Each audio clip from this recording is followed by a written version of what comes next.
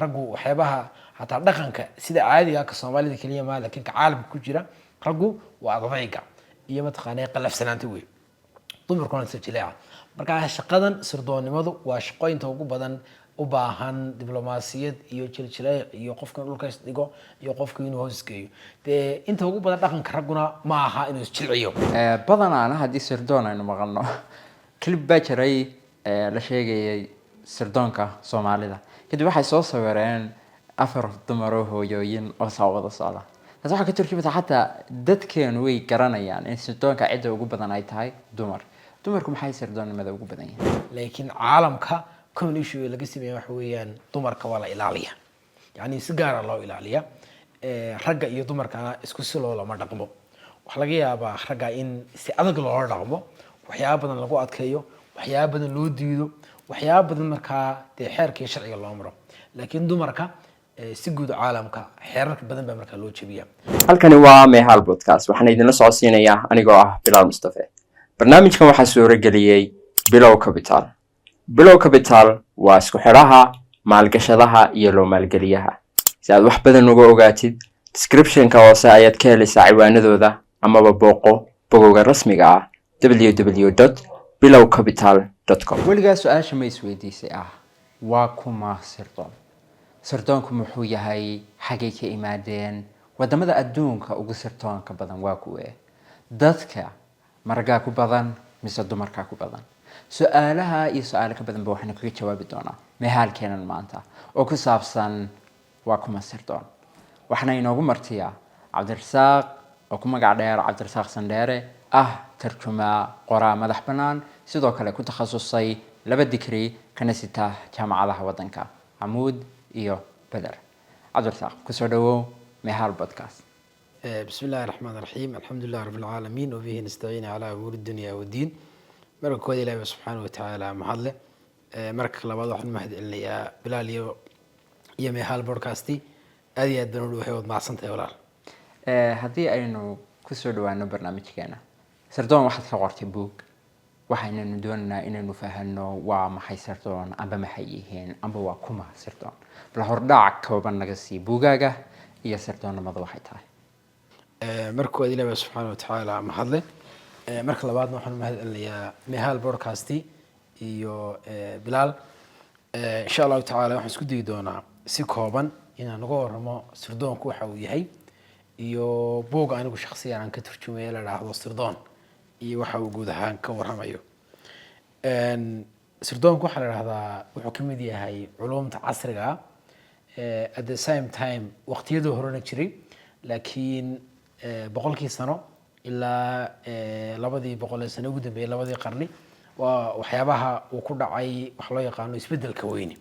taariikhda caalamka iyo guud ahaanba anigoo arrimaha ka duulaya sanadkii 2021 waxaan bilaabay buug la yiraahdo Hawa Hina Tal'abu Binar oo ku qoran luqadda Carabiga oo qoraawina Dr. Maxamuud Cabdullaahi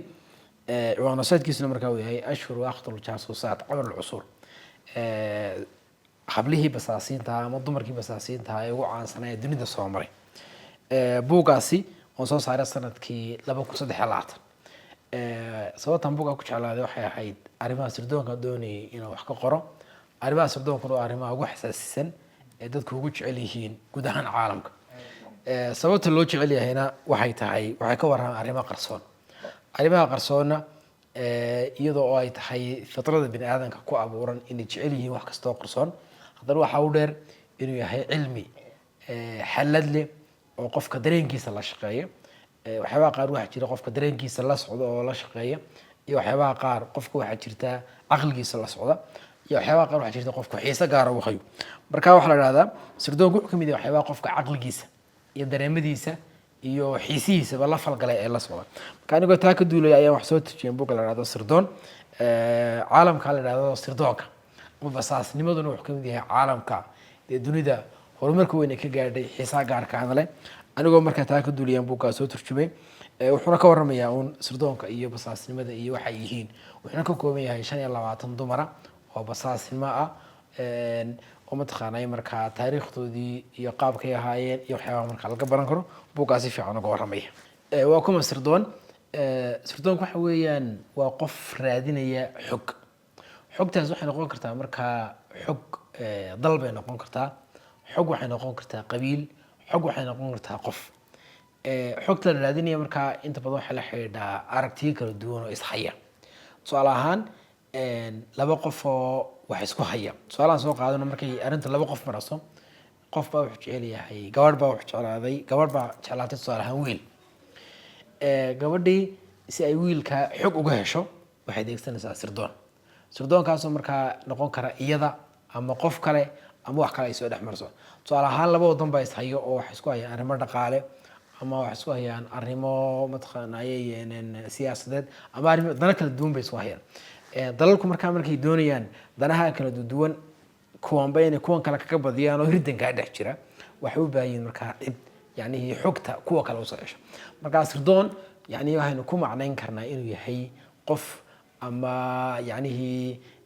team ama dad yani raadinaya xog cid kaloo markaa ay kasoo horjeedaan oo ay hayaan taas markaa ku macnayn karnaa waxaad tilmaamtay 25 dumar ah inuu buugaaga ka kooban yahay badanaana haddii sirdoon aynu maqalno clip baa jiray la sheegayay sirdoonka soomaalida kadib waxay soo sawireen 4 dumar oo hooyooyin oo wada socda taas waxaa ka turjumaysa xataa dadkeenu way garanayaan in sirdoonka cidda ugu badan ay tahay dumarku maxay sirdoonnimada ugu badan yihiin dumarku sirdoonnimada waxay ugu badan yihiin waa arrin weyn weeyaan buug anigu shakhsiyan aan ka qoray qaybta hore oo dhan waxay ka waramaysaa sababaha yacnihii dumarku ay uga fiican yihiin ragga arrimaha sirdoonka ama sababta ay ugu badan yihiin sababta koowaad waxa weeyaan horta dumarku way ku habboon yihiin yacnihii waxaa jirta shaqooyin raggu ay ku habboon yihiin oo ay si wanaagsan u qaban karaan baa jirta haddaynu soo qaadano shaqada dhismaha oo kale waxa suitable ku ah inkastoo dumar ay qaban karaan haddana waxaa kaga habboon shaqadaasi qabashadeeda raggaa kaga habboon shaqada sirdoonnimada rag way qabtaan laakiin marka suitability-ga aynu eegano ama habboonaanta markaynu eegano dumarka kaga habboon marka qodobka koowaad ama sababta ay ugu badan yihiin waxa weeyaan ama markasta aynu arno iyaga oo priority loo siiyo horta way kaga habboon yihiin wayna ku qurux badan yihiin waxaa dhaha markaa qofku ama yani cidi marka ay qabanayso shay ay ku qurux badan tahay shay ay ku habboon tahay bana jeedo wax kaga qurux badan ma jirto marka qodobka koowaad dumarku way ku habboon yihiin arrimaha sirdoonka ama markaad eegto dhaqan ahaan iyo sida ay yihiin arrin suitability-gooda ay yihiin weeyaan qodobka labaad dumarku waxay ku fiican yihiin helidda sirta oo dumarku ragga xagga sir helidda way kaga wanaagsan yihiin wayna kaga fiican yihiin haddaynu maanta tusaale ahaan oo kale gabadh u dirno arrin sir aynu noo soo hesho iyo haddaynu u dirno inaynu usoo dirno nin inuu sir noo soo helo markaa wax fudud gabadh inay sir noo hesho sababtuna waxa weeyaan sirta marka la raadinayo meel kala duwan baa laga raadiya sirdoonku inta ugu badan marka laga yimaado shakhsiyaadka wuxuu galaa waa qowmiyadaha iyo qabiilada iyo dowladaha yacnihii waa dad kala duwan oo tiima tusaale ahaan qabiilku waa tiim qowmiyaduhu waa tiim tiradaha kala bataan dalalku waa tiim marka kuwaasi marka ay hayaan ay xog raadinayaan xogta waxay ka raadin karaan waxa weeyaan arrimaha dhaqaalaha siyaasadda iyo wax kasta oo xoga dadka ugu badan ee hayaan waa rag wey dee ragna cidda wax ka heli kartaa rag maaha laakiin waa dumar wey tusaale ahaan ninka maanta xogta ciidanka haya ama madaxweynaha xogta dalka haya si fudud wax uga soo heli karaa waa dumar wey tusaale ahaan haddii gabadh loo diro gabadh yaroo tusaale ahaan oo kale qurux badan yar haddii loo diro si fudud bay xogta markaa uga heli kartaa qodobka saddexaad dumarku waxay leeyihiin jiljileec badan bay leeyihin dumarku oohin bay leeyihiin dumarku qosol bay leeyihiin dumarku waxay leeyihiin arrimo mataqaanaaye xeel dheer bay oo ragga kaga xeel dheer qosolka oo kale way kaga fiican yihiin oohinta oo kalena dumarka ragga way kaga fiican yihiin markaa jiljileeca badan ee dumarku ay leeyihiina shaqadan sirdoonku jiljileec bay u baahan tahay ragguna abuur ahaan yani waxay leeyihiin adayg ba u dhasheen marka laga yimaado dee qaar kooban raggu waxyaabaha hataa dhaqanka sida caadiga ka soomaalida keliya maa laakiin ka caalamka ku jira raggu waa adayga iyo mataqaanaa qalafsanaanta wey dumarkuna jiljileeca marka shaqadan sirdoonnimadu waa shaqooyinta ugu badan u baahan diblomaasiyad iyo jiljileec iyo qofka dhulka isdhigo iyo qofka inuu hoos geeyo dee inta ugu badan dhaqanka ragguna ma aha inuu isjilciyo waa mar kasta inuu is adkeeyo. marka waxa weeyaan dumarku jilic fara badan bay leeyihiin. qodobka ku xiga dumarku soo jiidasho fara badan bay leeyihiin, hadday quruxdooda noqoto, hadday noqoto hadalkooda, hadday noqoto muuqaalkooda, yacnihii waxay leeyihiin natural beauty ragga ka duwan bay leeyihiin. marka natural beauty-go iyagoo adeegsanaya ragga aad bay uga fiican yihiin wax loo yaqaano sirdoonka ama helidda xogta. qodobka ku xiga dumarku waxbay jeli karaan, waxay jeli karaan kolba waxay doonayaan inay sida ay doonayaan ay u dhigaan bay jeli karaan. tusaale ahaan haddii ay gabadhu ka doonayso yacnihii nin meel haysta ama xog badan hayo oo dawlad usoo dirtay ama qoymiyad usoo dirtay ama qabiil usoo diray ama qofba u diray, yacnihii waxay isku dayi kartaa markaa qofka iyo waxa uu baahan yahay. tusaale ahaan oo kale waxay ka mari kartaa qofkaasi meesha uu jilicsan yahay ee uu doonayo dhinacay doontaba ha ahaatee. marka dumarku waxbay jeli karaan. qodob ku xiga waxa weeyaan si guud caalamka dumarka waa la ilaaliyaa, yacnihii waxa weeyaan dhaqanka soomaalida oo keliya ma aha ama ka islaamka oo keliya ma aha, laakiin caalamka common issue ee laga sameeya waxa weeyaan dumarka waa la ilaaliyaa, yacni si gaara loo ilaaliyaa. ragga iyo dumarkana isku si loolama dhaqmo. waxaa laga yaabaa ragga in si adag loola dhaqmo, waxyaaba badan lagu adkeeyo, waxyaaba badan loo diido, waxyaaba badan markaa dee xeerka iyo sharciga loo maro. laakiin dumarka si guud caalamka xeerarka badan baa markaa loo jebiyaa, waxyaaba badan markaa loo eegayo dee abuur ahaan iyo dhaqan ahaan iyo markaa yacni jinsiga kalena ka duwan yihiin. marka maadaama dumarkii la ilaalinayo, ilaalintaa fara badan ee iyagana la ilaalinayo ee guud ahaan caalamka, waxyaaba fara badan oo waxa jirta markaa yani ay ku qaban karaan shaqooyinka ku qaban karaan ta ugu weyn waa arrinta sirdoonka. inaha iyo kuyaabo badan oo kale ay dumarku markaa ragga uga fiican yihiin arrimaha sirdoonka ama xulidda xigta uga badan yihiin. aad iyo aad baad umahadsan tahay. waxaan filaya anaa intaas baynu ku koobi karnaaba xalqadaba, yani sida quruxda badan aad usoo koobtay. haddana inagoo dib u noqonayna, haddii bal aynu taariikhda dib ugu noqono, ma jiraa waqti la odhan karo waqtigaa iyo waqtigaas ayuu sirdoon bilaabmay amba sirdoonku adduunka ay barteen? xilligii sirdoonku bilaabmay runtii taariikhda caalamka markaynu eegno specific time ama waqti go-aan oo la odhan karo xilligaasuu bilaabmay, runtii taariikhda caalamka ma jirto. laakiin waxaa la ogsoon yahay waqti hore inuu bilaabmay tan iyo dunidii intii ay jirtayba, yani sirdoonkuna wuu socday. tusaalahan soo qaato nebi luut calayhi salaatu wasalaam iyo nebi nuux dumar bay qabeen. dumarkaasi markaa waxay ahaayeen dumar yani gaala ay ahaayeen. marka ilaahi subxana wataala qur-aanka marar fara badan ayuu kaga warramay. dumarkaasi xaasaskooga dee nebiyada ah tolba iyagoo markaa ka dhasheen. nebigii marka diintii loo soo diray ee uu diinta faafinayay, dumarkaasi waxaa la dhahdaa markaa xaaskii nebi luut oo kale, yacnihii tolkeedu waxay gaadhsiin jirtay arrinta uu wado markaa nebi nuux ama nebi luut, labadaa nebiba marka waxaa la dhahdaa xilligaa nebiyadaasi ay jireen, nebi luut iyo nebi nuux, waa waqti hore ahayd. arrintaasi markaa way jirtay, waana arrin markaa hore. waxaa la odhan karaa xilli waxaa jirta markaa sirdoonku uu xoogeystay ama uu dunida caalamka yani kusii batay oo aad iyo aad ugu sii batay. xilligaa waxaan ka xusi karnaa dagaalkii koowaad ee adduunka laga soo bilaabo ilaa wixii ka dambeeyey oo noqonayso muddo qarniyo dheeraada. waxaa la dhahdaa arrimaha sirdoonku way sii fideen ama caalamka meel weyn oo waxay ka gaadheen macnihii markaa hadda biika. dagaalkii koowaad, kii labaad, kii saddexaad ilaa hadda oo aynu marano markaa dagaalkii qabooba. yani dagaalkan qabowna waxyaabaha hadda lagu sheegay wax kamid ah waa arrimaha xogta ama sirdoonka. dagaalkan qabooba lagu sheegaya waa arrimaha sirdoonka ugu weyn. dhaqaale ugu jira, siyaasad ugu jirta, laakiin dagaalkan dunida ka socda waa dagaalka sirta. markaa wuxuu xoogeystay qarnigii ugu dambeeyey oo kasoo bilaabmaya qarnigii hadda dhamaaday labaatanaad, yani 1914 ilaa up to now xilliga hadda aynu marano oo ah 2024. yani intaasu markaa xoogeystay. xilli uu xoogeystay way jirtaa ee dunida caalamka uu aad ugu batay, laakiin xilli uu bilaabmi karo oo la odhan karo specific time xilligaasuu bilaabmay runtii intaan akhriyay ma jirto. dadku waxay iska jecel yihiin inay sirdooma noqdaan ama qofku wuxuu rabaa inuu noqdo. ma jirtaa sababo gooniya ama sababo gaar ah oo u noqon karo qofka sirdoon? way jiraan sababo qof ku riixaya inuu sirdoon noqdo ama arrintaas sirdoonnimada ama shaqadaas sirdoonnimada uu qof ku yaqaanaa way jirtaa. qodob koowaad waxa weeye in qofka ku riixi kara sirdoon inuu noqdo qofku sirdoonku wuxuu geli karaa aargoosi. tusaale ahaan qof doonaya inuu qof ka argoosto ama qabiil doonaya inuu qabiil ka argoosto ama qowmiyad doonaysa inuu qowmiyad ka argoosto ama dal doonaya inuu dal ka argoosto.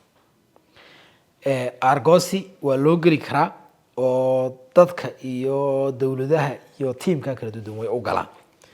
Cidda ugu weyn ee argoosi u gashana shakhsiyaadka ka mid ah. Tusaalahan soo qaato buugiga dhowr tusaale ku jiro oo arrimaha yani argoosiga. Arrimaha argoosiga waxa ugu weyn tusaale ahaan xagga jacaylka oo kale gabadhu marka ay wiilka jeclaato wiilkii ay jeclayd ay weydo isaga iyo wixii ku xeersanaaba yani way nacasa waxayna isku dayaysaa markaa si kasta oo ninka mustaqbalkiisa ay ku burburin karto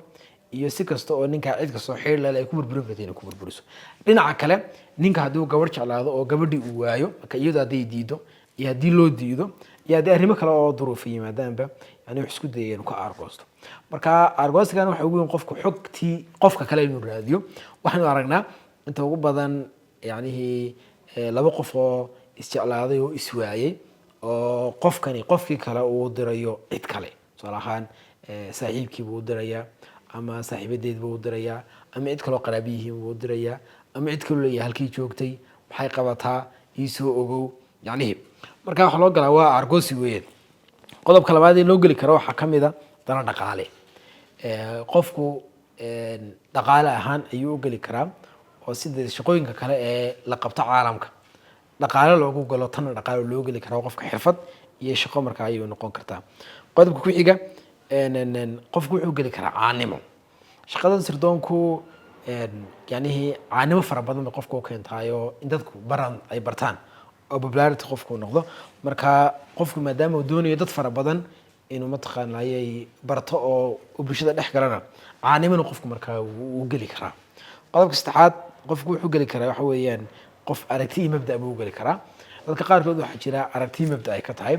oo aan dhaqaale ku qabin caanimo aan doonayn argoosi una jirin wax kale ayna jirin laakiin mabda' iyo aragti ay ka tahay.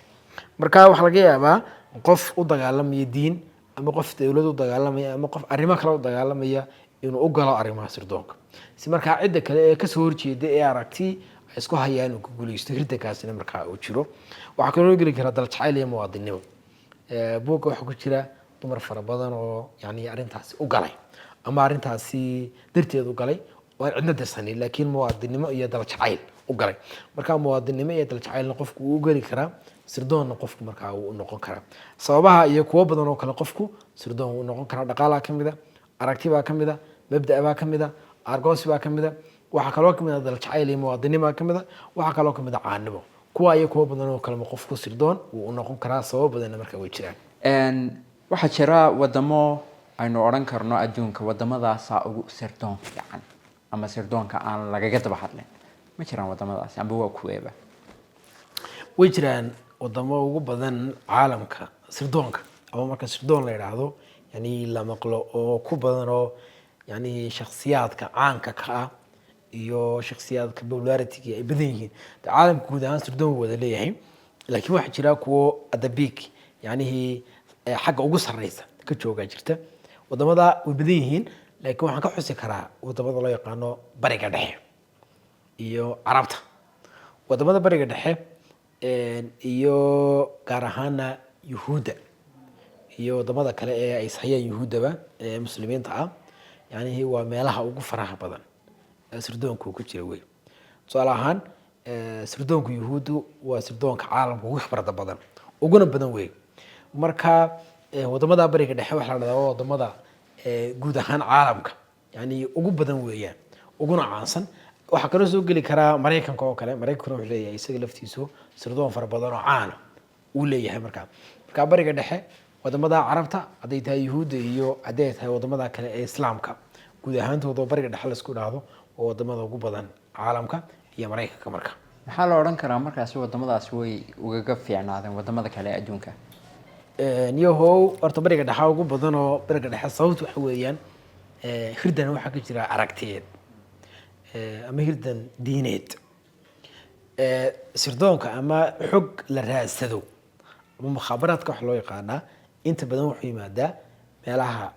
ay kala duwan yihiin mabaadi'da ama aragtida ay kala duwan tahay ama diintu ay kala duwan tahay. meelaha dadku isku dhinac u wada jeedaan ee isku aragti yihiin ama isku diin yihiin ama isku dhinac u socdaan hada suldaanku uu ku yaraada waayo sabab ay xogay raadiyeen ma jirto waayo dadkan meesha ku wada nool oo dhan waa dad isku dhinac u socda dad isku dhinac u socdaana cid ka hor timiday oo de iyaga duulaan ku ah inay xogtooda raadiyaan mooyaane laakiin cid iyaga lamid inay raadiyaan isku madayaan marka meelaha uu sirdoonku ugu badan yahay waa meelaha aragtidu kala duwan tahay diimuhu kala duwan yihiin hirdan fikreed ama waxa loo yaqaano asraacu lfikri uu ka jiri weeyaan marka hirdan fikreed baa wadamada aynu sheegnay bariga dhexna aada ugu fara badan hadday tahay diimo hadday tahay qowmiyado hadday tahay waxyaabo kale yani hirdan fikreed ayaa markaa aada ugu badan taasaana markaa keentay inay ku bataan arrimaha sirdoonka iyo muqaabaraadku aad baad mahadsantahay ustaad ma jirtaa haddaba ama ma la odhan karaa qofka fanaanka ah ama macalinka ah amba shaqo kala haya inuu saameyn ku yeelan karo ama saameyn nooceeyay ku yeelan kartaa saaxadda sirdoonka hadduu qofkaasi yahay sirdoon qofka shaqo kala haya ama xirfad kala haya inuu shaqada aanu maanta kasoo warramayna ee sirdoonka qofku uu qabto saameyn nooceeyay bay ku keenaysaa saaxaddii sirdoonka iyo guud ahaan qofkaasi shaqadii uu qabanayay saasaan su-aasha u fahmay waxa weeyaan tusaalaan soo qaato qofku markuu yahay wariye ama markuu yahay fanaan xirfad baa qofka lagu yaqaana ama qof markuu yahay macalin xirfadda qofka lagu yaqaana lagu sixgeliyaa meel kastoo uu tagana uu ku jooga qofku markaa xirfadii uu hayay haddii uu ku dul qabto shaqo kale oo extra oo dheeraada oo sirdoonnima yacni saameyn aada u weyn bay keentaa inta ugu badan waxaa adeegsadaa wadamada bariga dhexe waxaad arkaysaa fanaaniin ama dad wariyayaala oo haddana xog hoosta ka wada yacnihii waa sababta markaa inta ugu badan gaar ahaana dalalka yuhuudda ayaa arrinta aada u yaqaana waa sababta ay mar kasta u guulaystaan ama cid kastoo ay iska soo horjeedaan oo aragtiya wax isku hayaan ugu guulaystaan wey waayo qofka fanaanka ah shaqaa lagu yaqaana tusaalahan soo qaato qofka fanaankaa meel kasta wuu mari karaa xuduud xidhaa ma jirto wariyaha waa sidoo kale macalinka waa sidoo kale waayo waa qof dee shaqo caadi haya weeyaan oo yacnihii shaqaan cidna waxba u dhimeen laakiin qofka sirdoonkii wuu xadidan yahay meelo specifica mooyaane de meelaha laakiin meelo kale ma mari karo sidii markaa meelo badan uuna u tegi karin xogtiisa way xadidnaanaysa laakiin qofka fanaanka cid kastaa soo dhaweynaysa cid kastuu la kulmayaa madaxtooye kastuu gelayaa guri kastuu gelayaa cid alle cid hor joogsanaysaa ma jirto at the same time qofka noocaas meel kasta gelayaa muxuu si fudud ku helayaa marka access muxuu leeyahay qofkaas access wuxuu leeyahay ciddaa soo dirsatay wax alla wax kastoo ay doonayso inuu si fudud u helo waayo qofkan wuxuu ka dhex qadaynayaa meel alla meeshii uu doono tusaalaha soo qaato laba wadan oo ishaya ayaa wadan ka midihii qof fanaana oo dalkooda fanaanka ah ayay dooneen inay u dirsadaan dal kale inuu xog uga soo qaado tusaale ahaan fanaankii wuxuu tegay dalkii kale ee ay dalka uga ishayeen buu tegay dalkaa uu tegayo ee dalkiisa ishayaan isaga muxuu yaqaanaa fanaan buu yaqaanaa way soo dhaweynayaan meel kasta geenayaan wax alla wuxuu doono marka qofkaas uu qabanaya marka taasi waxay keenaysaa xog fudud inuu si xog baan u jeedaa si fudud qofka uu ku helo meeshii uu doonayana si fudud marka xog ku gaarsiiyo waayo qofka dalkan jooga dal kale muxuu ka yahay yani wuxuu ka yahay marka basaas buu ka yahay kan laakiin uu joogo muxuu la dhaqmayaa sidaas fanaan marka runtii buugana way ku jiraan waxay keenaysaa yacnihii saameyn aada u weyn waana tactics la adeegsado wadamada horumaray iyo dalalka horumaray baa markaa adeegsana waana siraac gaarka ee markaasi la isku dhaafo waad baad mahadsantahay haddaba qofka sirdoon noqdo ustaad ama sirdoonnimadaa dhex gala muxuu waayi karaa muxuu ka tanaasulayaa qofka sirdoonka noqda ama arrimaha basaasnimada dhex gala waxyaaba badan buu waayi karaa gaar ahaana qof aan ka hadlaya oo qofka lagu yaqaano wey ee lagu bartay ama tusaale ahaan hebel waa sirdoon yani la yaqaano wey qofka la yaqaanay arrintaasi lagu yaqaano waxyaabaha uu kow horta ka tanaasulay wax keeda qof xiran buu noqonaya wadan kale qofkaasi si ku tagaa way adag tahay meesha uu joogo sidoo ku dhaafo way adag tahay waayo dal kale haddii uu tago qofkaasi yani waa la garanaya already waana qof la yaqaano ama waa qof shaqadaa qabta yani inta ugu badan dumarka ku jira buugayga ama taariikhda caalamka ku xusan waa dumar caana weeyaan ودمر له وضع يقاني أو تاريخ العالم كا يعني مركي دنب يعني هدي كاها بريد كهاوي دمر كواح للشجاع حتى أولاده ذي قار كودين لله أما صعبين أكو كانت waayo qofkani xog badan buu gudbiyey waxyaabo badanna dee dalka uu joogay oo u dhashay oo ka shaqeeyana wuu gudbiyey marka waxaa laga yaabaa qofka xirxidhnaan fara badan inuu keento inuu meel kale tegi karo inuu qofku mataqaanaa noloshiisa yani asciiri ahaan inuu noqdo oo qofka markaa la garanaya de yacnihii xogta haye ee la og yahay ee caanka ku awgeya inta ugu badan laakiin dee dadka sirdoon ka shaqeeya lamaba yaqaan almost de kuwa marka laga yimaado kuwan aynu sheegnana waxay soo caan baxeen markii tusaale ahaan oo kale wax badan ay dumiyeen ay weynaadeen ay dunida kharibeen buugga markii aan ciwaankiisa dooranayay xawaa xiina talcabu binaar ayaa inaan saaxiibanahay oo farax benin boos la idhaahdo oo qoraayo turjumaana ayaa ciwaankaasana diro waxaan ku wuri balaf soomaali ka dhig deedna xawaa xiina talcabu binaar wuxuu ku turjumay dumarkii dunida kharibay macna ahaan waa wuxuu ka waramayaa waxa weeyaan waa sirdoon dad sirdoon oo 50 sano 40 sano shaqeynaya iyo dunida dhinac kasta u rogay mar dambe laakiin la ogaaday marka qofku waxa kale oo kalumay wax weyn deganaanshihii uu dunida ku joogi lahaa baa xogaa qofku marka la wada yaqaanay cid kasta ogtahay qof markuuna cidna aqoon aad buu kala duwan marka saameyn wax laga yaabaa inay ku keento qofka yaanihi qof xiran inay ka dhigto intaas aan markaa kusoo koobaya ustaad aad baad umahadsan tahay runtii gabagabadii gunaanadkii barnaamijkeena soo gaarnay